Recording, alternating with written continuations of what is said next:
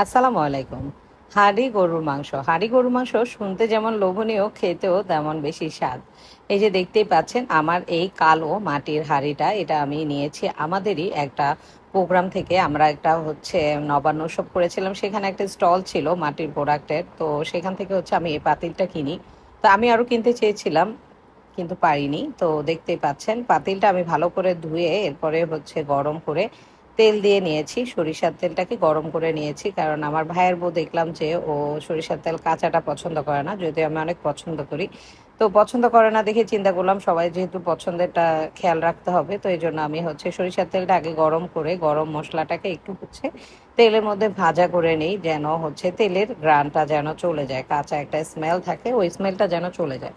তো এরপরে আমি একটা কড়াইতে আবার সরিষার তেল দিয়ে এরপরে আমি সেখানে পেঁয়াজগুলোকে ভেজে নিব। দেখতেই পাচ্ছেন আমি পেঁয়াজগুলো দিয়ে দিচ্ছি, অনেক অনেক পেঁয়াজ দিতে হয় এই টাইপের গরুর মাংসতে।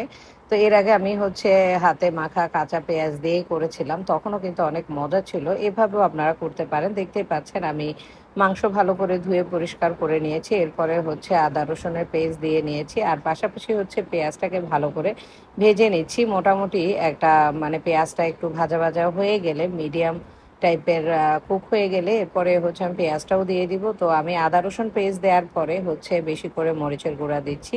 এই মাংসগুলাতে একটু ঝাল হলে খেতে কিন্তু বেশি ভালো লাগে। তো আপনারাও চাইলে এই টাইপের করে রান্না করতে পারেন। রান্না না করলেও একবার ভিডিওটা দেখে কেমন লেগেছে সেটাও অবশ্যই জানাবেন। আমাদের কাছে তো খেতে ভীষণ মজা লেগেছে। তো এই যে আমি আমাদের আয়েশা আক্তার আপুর বানানো শাহি গরম মশলা, যেটা উনি বলেছে গরু মাংস মুরগি মাংস দুইটাতেই খাওয়া যায়। তো আমি সেই মশলাটা দিয়ে দিয়েছি। তো এবার আপুর মশলাটা ইউজ করতেছি। এরপরে আমি একটু টক দই দিয়ে দিচ্ছি আর কি। টক দইটা একটু ফ্যাট কমাবে, পাশাপাশি টেস্টটাও একটু ডিফারেন্ট হবে। তারপরে আমি পর্যাপ্ত পরিমাণ লবণ দিয়ে দিচ্ছি। তো নর্মালি আমরা গরু মাংস যেভাবে করি আর কি, তো আদা রসুন ঝাল হলুদ যে মশলার গুঁড়া, এরপরে টক দই দিয়ে এরপরে এখন আমি ভালো করে এটা হাতে মাখিয়ে নিব। যেহেতু তেল আর পেঁয়াজ আমি ভাজা করে নিচ্ছি, সেই জন্য তেলটা এখানে আর দিলাম না। তো আমি টক দই আর আদার্স মশলা মশলা যেগুলো ছিল সেগুলাকে আমি ভালো করে হাতে মাখিয়ে নিচ্ছি। এই যে দেখুন মাখা একদম কমপ্লিট হয়ে গিয়েছে, খুব সুন্দর করে আমি মিক্স করে নিয়েছি।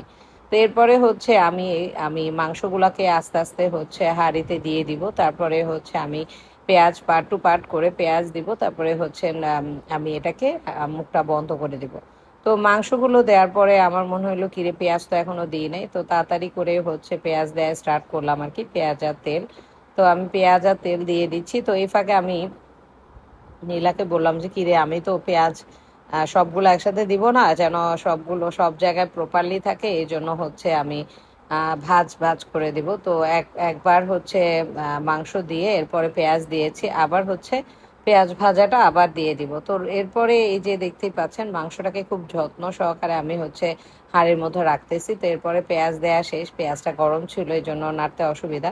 তো এরপরে আমি রসুন টমেটো কাঁচামরিচ দিয়ে দিচ্ছি, আস্ত করে একটু বড় করে দিচ্ছি, যেন ফ্লেভারটা আসে, প্লাস খেতেও মজা লাগে। এই রসুনটা এই গরুর মাংসের মধ্যে দেওয়া রসুনটা যে কি পরিমাণ টেস্ট, যারা এই টাইপের রসুনগুলাও সবসময় খেয়ে থাকেন তারা জানেন, খুবই চমৎকার মজা। আমি পরের দিন পরোটা দিয়ে খেয়েছি, বিশ্বাস করেন এই রসুন দিয়েই মনে হয় শুধু খাওয়া যাবে, এরকম একটা টেস্ট আর কি। তারপর আমার কাছে আরো একটু অস্বাভাবিক লাগতেছে, আমি খুন্তি দিয়ে আবার যে উপর থেকে নিচে গরম মশলাগুলো মিক্স করে দিচ্ছিলাম আর কি মাংসের মধ্যে। তো এরপরে ভালো করে হাঁড়িটা লাগিয়ে দিব। এটা আমার খুবই পছন্দের একটা মাটির হাঁড়ি, আর এই হাঁড়িতে আমি যতবারই রান্না করেছি এই নিয়ে তৃতীয়বার, তো প্রত্যেকবারই আমার কাছে ভালো লেগেছে।